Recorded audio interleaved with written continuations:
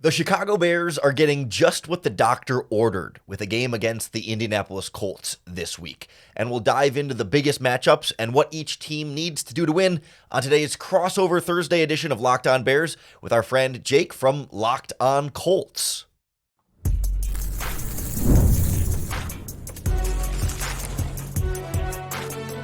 You are Locked On NFL Crossover, part of the Locked On Podcast Network. Your team every day. All right. Thanks for tuning in and making us your first listen of the day. This is a collaboration of your daily podcast covering the Indianapolis Colts and Chicago Bears, part of the Locked On Podcast Network, your team every day. And Crossover Thursday is presented by PrizePicks. Go to prizepicks.com/LockedOnNFL and use code all lowercase LockedOnNFL to win $50 instantly when you play 5. What is up, everybody? This is Jake Arther of Locked On Colts. Joined with me here is Lauren Cox of Locked On Bears. And we are going to break down this matchup today of two teams who I think if you rewind 2.5 weeks ago, probably had a little different aspirations than where they currently stand. But man, I've with Chicago and Indy so close, I feel like I've gotten some peripheral information of how Chicago is really going right now. But man, what's the biggest thing offensively? Because obviously you're trying to usher in the Caleb Williams era. This is a team that seemed to be on the rise already before that. So what's kind of shaking out there? Yeah, I think the expectations coming in were that the supporting cast around Caleb Williams was supposed to be better. It looked better on paper than it's actually been in practice through 2 games. And that's where so much has fallen off. Like, yes, Caleb hasn't been great and has made a couple mistakes and does the kind of things you would expect a rookie quarterback to do in his first couple of games. But it's not as though, everyone's hitting the panic button on Caleb specifically. It's just the offense as a whole has been unable to do anything with an offensive line that's really struggling. One of the worst running games in football right now with DeAndre Swift. And then they've had some injuries at receiver that haven't helped the problem either.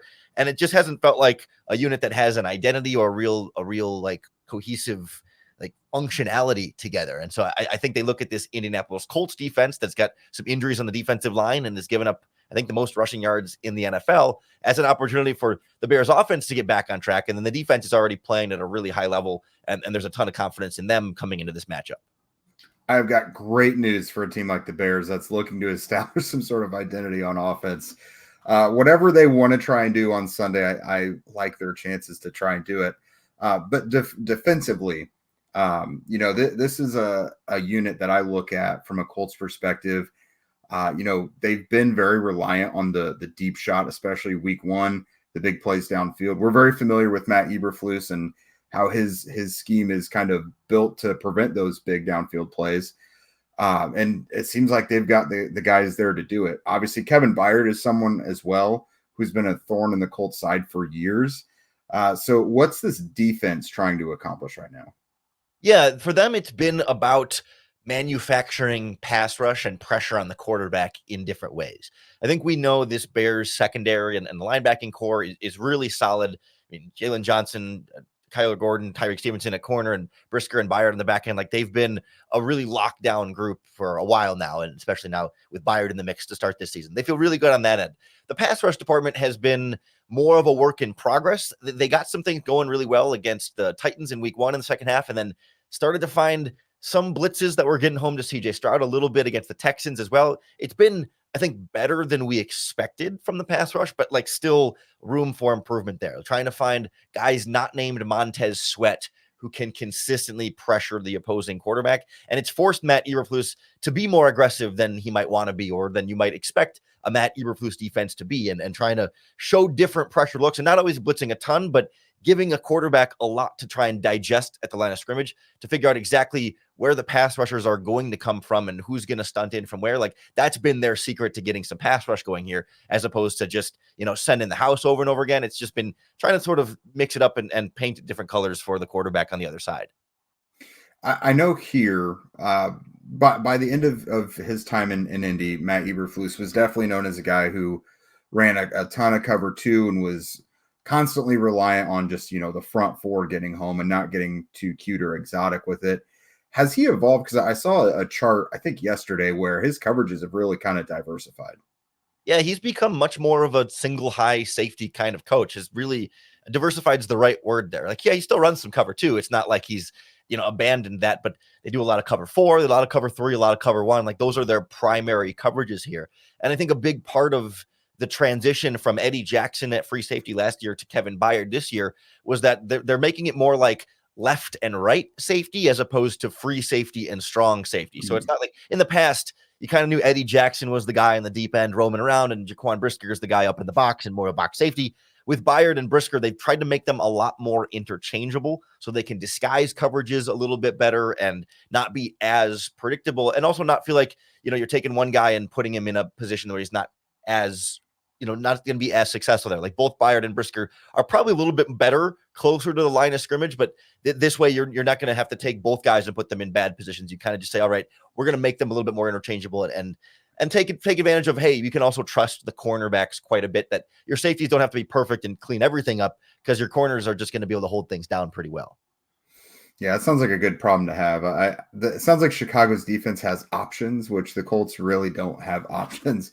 I was also curious, it looks like Josh Downs will be back for the Colts this week. And the Colts are also trying to get the tight ends a little more involved.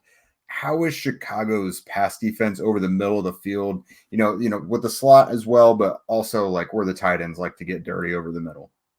Yeah, this is interesting because I find that the Bears have been fine against tight ends, although they haven't played a ton of tight end talent so far this season. And yet I also feel like they're vulnerable over the middle of the field. Like they're good at taking away that like initial player who comes over the middle, the tight end working up the seam or whatever. But it's like, it's the receiver coming from the outside, from the backside dig across the middle of the field, like later in the play. That's where they've gotten burned up the middle quite a bit in the past. It's just like, it's not, the tight end blows by a linebacker and is wide open on that first read, but it's like getting later in the progression, the player that then works his way to the middle of the field. The linebackers have sort of vacated where they were because they're following a receiver or whatever, and there's room where they once were over here. So I do expect, Anthony Richardson's going to get one or two big plays on this Bears defense. It's not that they're going to shut down everything the Colts want to do offensively, but it's a question of then will Anthony Richardson also give the Bears defense one or two plays, a turnover or two here or there. They're very opportunistic. If you don't put the ball in the money, they're going to try and take a big shot at it. And like somebody like Tyreek Stevenson is the perfect example at corner where he can make shutdown plays and he can get burned deep and he can get the big interception, but also can get the bad completion that he allows. And I think Richardson's going to get one on him and then maybe get one taken back on him somewhere on this Bears defense. Yeah, Anthony, so he does like downfield plays, and especially he likes to go over the middle as well. And you mentioned that dig, the play to Ashton Doolin, in the 50-yarder in week one for him really kind of came to mind. So I think he'll maybe see that as an opportunity, but the passes have to be crisp, so you guys got a great view of Will Levis and some of the boneheaded stuff where you can just be in the right place at the right time and execute off of what he's going to give you.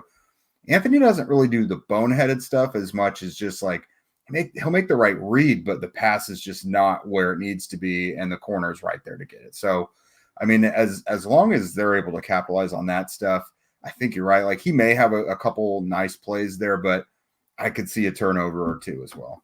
And I will say, like, the way you just described those Anthony Richardson plays, that's what we saw from Caleb Williams last week to bring this full circle. Like, on his two interceptions, it wasn't a boneheaded decision of, like, why'd you throw the ball there? It was, he underthrew a guy who was open deep, and the cornerback was underneath it and could go up and get it. And another one was, like, a half second late, where if he had set his feet and fired it in there just a half second earlier, the receiver would have been open and it would have been a nice play, but both end up being intercepted, not because the quarterback was bad at the decision making. It was just sort of dialing in that accuracy downfield. So be curious to see which quarterback can find a little bit more consistency in that front. Yeah, so that's honestly, I think all eyes are going to be on this matchup again. 0-2, but I think a lot of people are just really excited to see what Caleb Williams and Anthony Richardson can do in a game where they're it's all about them really. So coming up, we're going to dive in a little bit more about Anthony Richardson and just what's going on both sides of the ball and how this might actually be able to look against Chicago. For most of us who like collecting cards, the idea of spending $2,000 or more on, say, a Patrick Mahomes rookie card just isn't in the card, so to speak. And I love collecting, but that is just some serious money to drop. Thanks to slab packs from arenaclub.com, now it's possible to score gem mints for a fraction of the retail price. Arena Club is the only repack that provides a real value, a complete view of all possible cards, and clear hit rates for each one. Because there's really nothing worse than buying just a boatload of cards, unwrapping everything, and you just, everything kind of just hits the discard pile. Arena Club's slab packs are revolutionizing the repack game with transparency. After your pulls are revealed, they'll immediately be placed in your showroom for safekeeping, selling, trading, or auction. The Arena Club grading process is accurate, fast, and transparent with a full grade rationale provided and explanation of how your card was scored.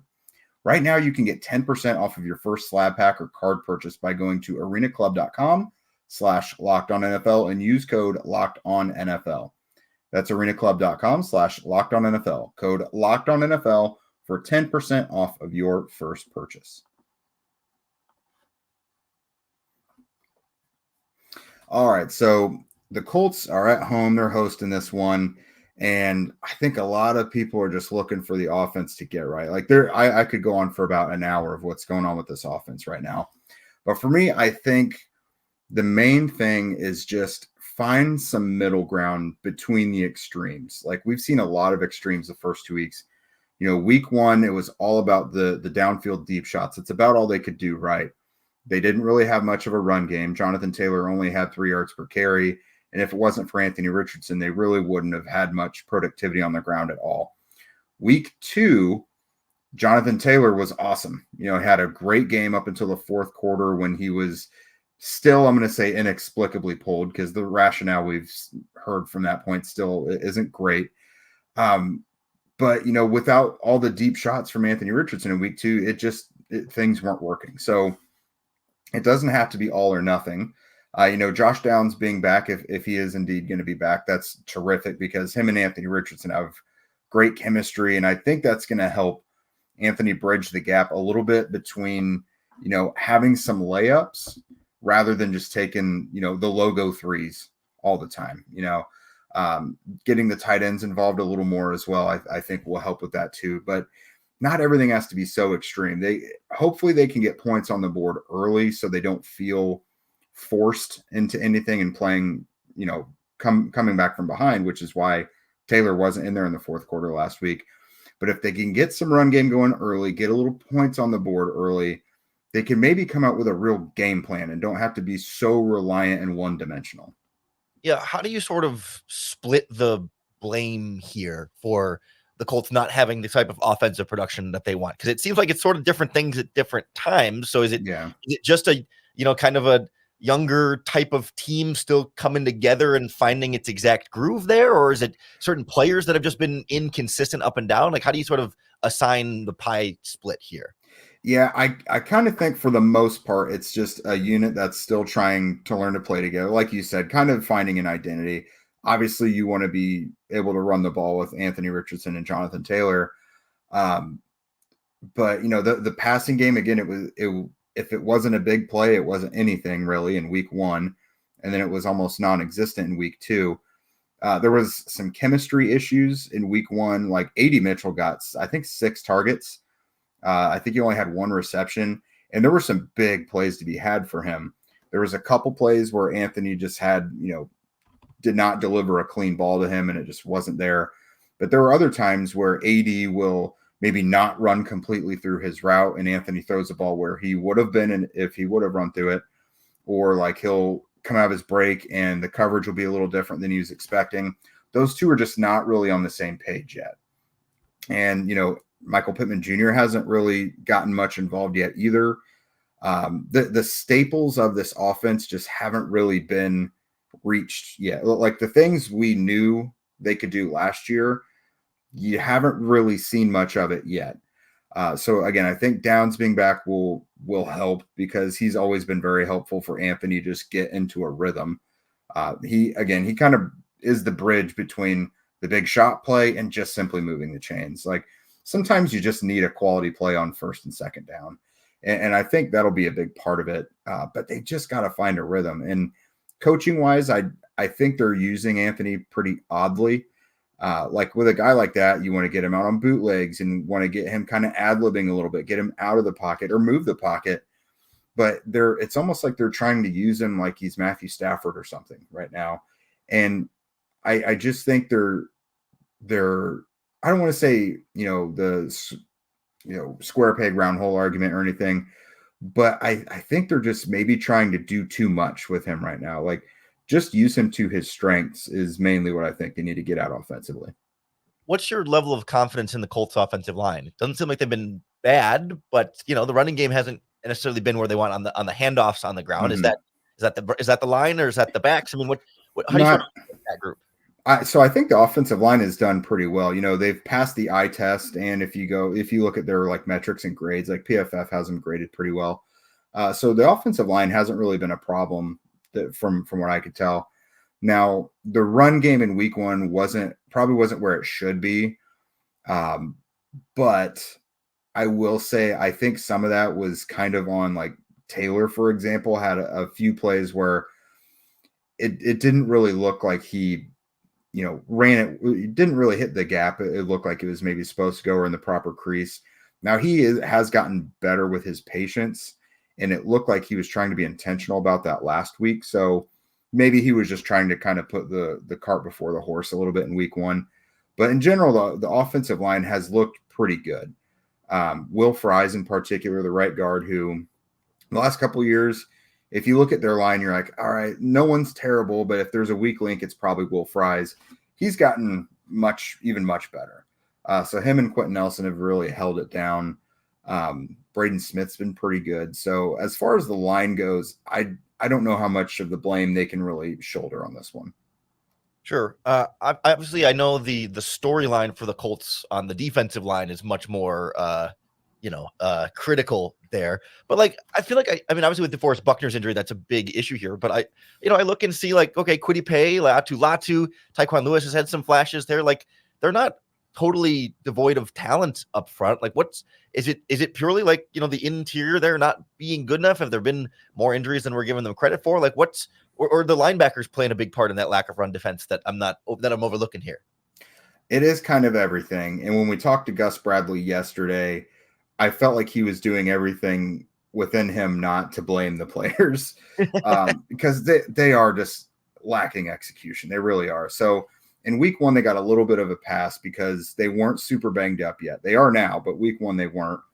But they were told to basically defend their run on the way to CJ Stroud, even on run plays. Like, sole focus of week 1 was just to make CJ Stroud uncomfortable, and they gave up over 200 yards on the ground as a result. Now, it got out of hand in the fourth quarter. Like Bradley said, they would have been able to live with, like $150 or whatever on the ground. But in the fourth quarter, it just really got out of hand. And then obviously they know that didn't work well. So week 2 was just kind of execute, do your job, normal kind of run plan based defense. And they got punched in the mouth again. And again, guys are banged up now. So it's like guys were healthy and not executing in week 1, and now they're banged up, and we're having to see a lot more of their backups, and it's not going well. Like, guys aren't getting off of blocks, and that's on the defensive line and the linebackers. The linebackers they're not flying to the edges like at all, like we're used to seeing them do. And then like their leading tackler right now, the leading tackler in the NFL is the Colts safety Nick Cross. That's not supposed to happen. One of those games, he was the free safety. So like he's making a ton of tackles because guys are getting to the second and third levels. So it's been a huge lack of execution, but I think the injuries are a big deal. DeForest Buckner just went on IR, so he's going to be out at least 4 games. Kwity Paye had a hamstring. He played last week, but he had a hamstring injury throughout the week of practice, and I didn't think he looked like himself. He's a high motor guy, and I just thought he looked sluggish. Latu has a hip injury now. He's day to day, so he still might play this weekend, but he didn't practice today. So I think they got to mix some things up on the line. Like the direct backup for DeForest Buckner is Taven Bryan, and he has just not been good enough going back to last year. Like it's a problem when he's in the game. I think they've got to switch it up, whether you put Dayo Adangbo right there at 3 tech or Tyquan Lewis at 3 tech. They've got these really big ends for a reason who can go inside and play 3-tech. And so they've got to change something up. Like, it's kind of a good thing that they're facing a bad run team this week, but I still don't have confidence in them stopping Chicago's rushing attack. Yeah, that's going to be the ultimate battle of the easily movable object against the very stoppable force here. Yeah, right. Something's got to give. Yeah. Yeah, the Bears like their talent on the offensive line. They're just not communicating well and executing well. And it's a feeling of like a lot of the, a few guys were injured during the preseason and training camp, so they just didn't get a lot of reps together. So they're still trying to get back on the same page. And I think this is a great opportunity for either side to kind of get some confidence back one way or the other. And whichever side of that battle doesn't get their confidence back in this matchup is going to be the one that we're looking at like, okay, this is a very serious problem that might not get better anytime soon. If you couldn't do it against this team, are you going to be able to do it at all? That's the real question. Yeah, vibes are not great right now after 0-2. And so, yeah, like you said, 0-3 would be ugly. It would be the second loss at home already for the Colts this year.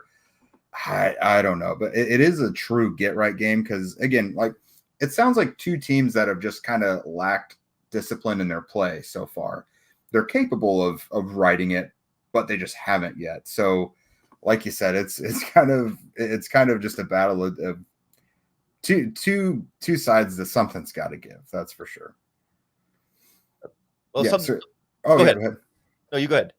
Oh, I was going to say, we'll kind of put a bow on this here soon, make our picks for who we think is going to win this one, because someone's got to, I mean, you can tie, but theoretically someone is probably going to win this one. So we'll dive into that here in a moment.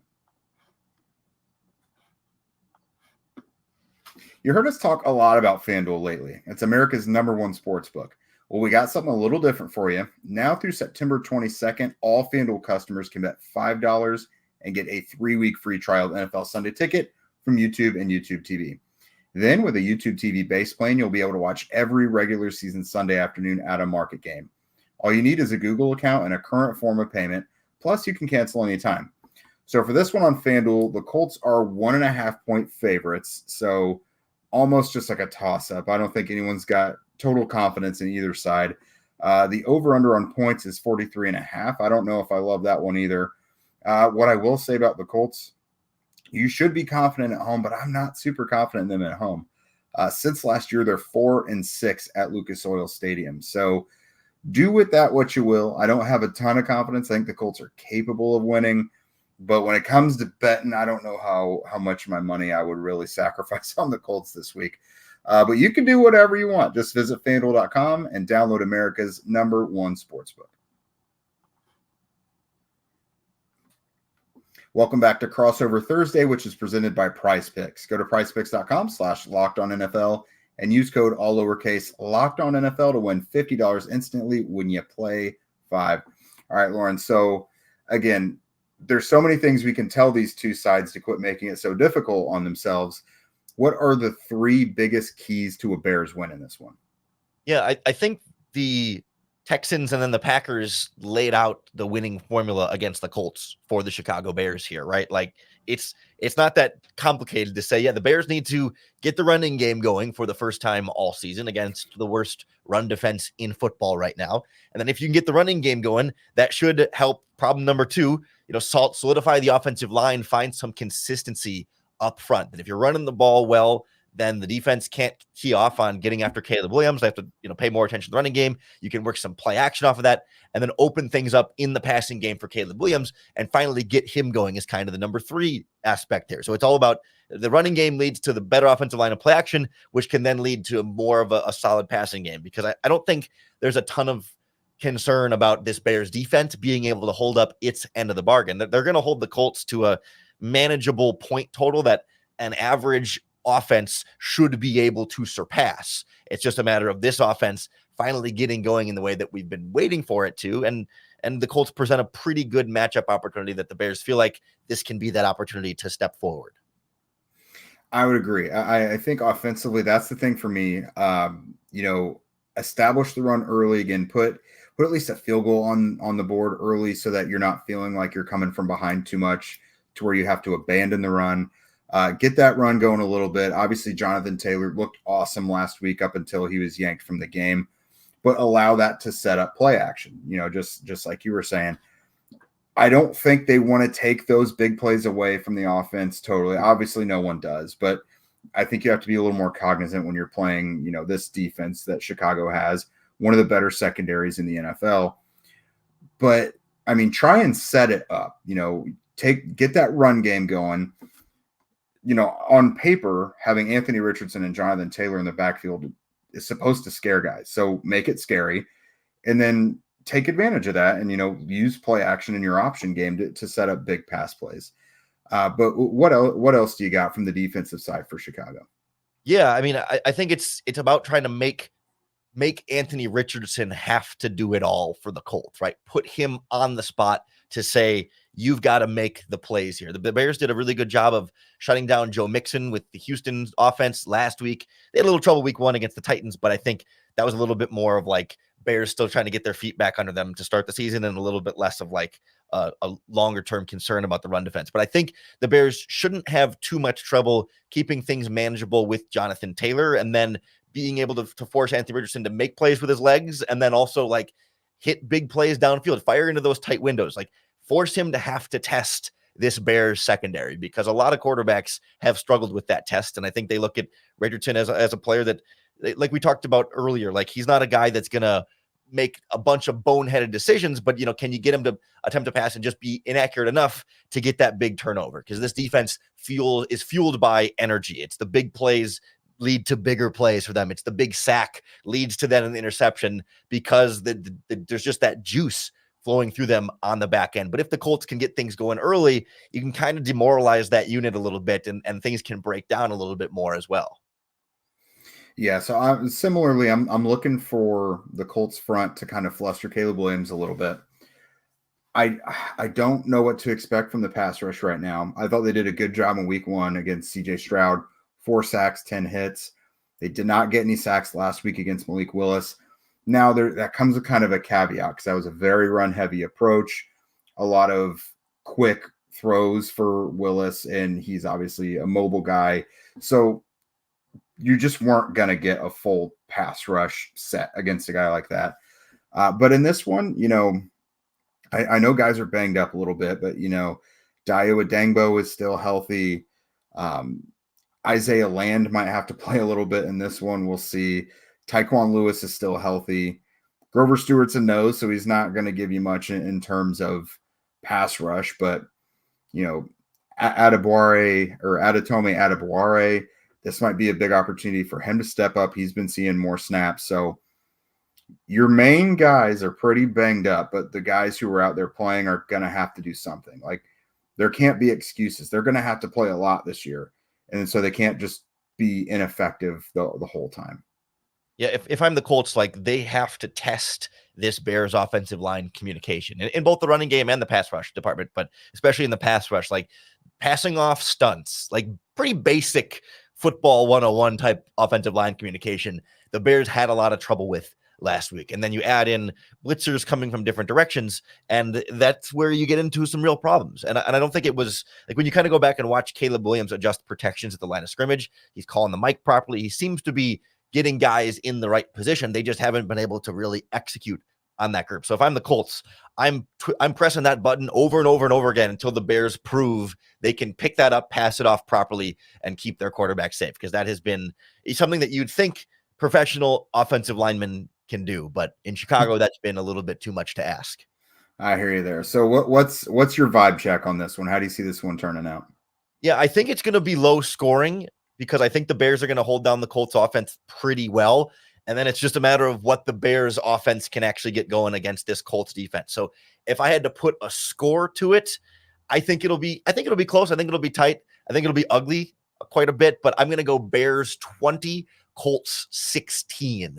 A lot of field goals in there, but the Bears just get a little bit more, and it's still going to be a one-score game down in the end. No one's gonna cruise away and feel like this game is firmly in hand, nothing to worry about. But in the end, I think the Bears get the offense going a little bit more than we've seen up to this point, and their defense still gets just enough of a job done there to say, yep, offense doesn't need to score 30, just get to 20, and that's a win. So I absolutely love that score because I had it 20-16 Colts. So kind of two extremes on the first week. They scored, 27 points week one. They couldn't really get much going last week. So I'll kind of cut it in the middle for them. I'll give the Colts 20 points, assuming they can have the run game working at least a little bit. But I think, they will probably allow the Bears to have the most productive offensive day they've had so far, because there's nothing on the Colts defense right now that tells me it won't happen. They haven't been able to stop the run until the second half of last week, which is great, but it took them going to a bear front. They can't just do these things all the time. Teams will figure out how to attack them. Their secondary is the area we were most concerned about going into the year, but it hasn't even kind of reared its head yet because teams haven't had to pass on them because they're running so much. So I think it is going to be a really close game. Maybe we'll see a lot of mistakes or just lack of execution. I don't think either of these teams are just going to magically fix the problems that have plagued them for the first couple weeks. So I do think the Colts have, just enough of an advantage to give them the narrow win. Again, 20-16. But man, I've not done well picking these games for the Colts so far this year. The early beginning of this season, everybody's still trying to figure themselves out. The Colts are figuring out what they're going to be. The Bears are going to figure out what they're going to be. And these are not the mid-season forms of these teams just yet. Maybe these two have been even a little slower than some other teams in really getting to where, they want to be at this point of the year. So it's going to be an unpredictable, volatile game with some young teams. And it's one of those things like anything can happen in this one. Yeah, I think if you fast forwarded this and just put it near the end of the schedule, it might look a little better. Anthony Richardson versus Caleb Williams might have a little more luster than it does right now because, obviously, vibes aren't great around them. People aren't, speaking of them too highly right now. But I'm confident eventually both sides will look a little better than they do right now. But honestly, this could be an entertaining game because it's two sides that struggle and they'll have success against each other. But thank you guys for making Locked On Colts and Locked On Bears your first listen today. Now, for your second listen, go find the new Locked On NFL Now with 2 shows every day. First, the Madman Tyler Rowland kicks off your morning with a double shot of NFL espresso, and then stop by the barbershop with Tony Wiggins for some real NFL talk. Find Locked On NFL on YouTube or wherever you listen to podcasts. If you guys don't already, follow us on social media. And with that, we'll be with you for the rest of the week, and we will see you guys tomorrow.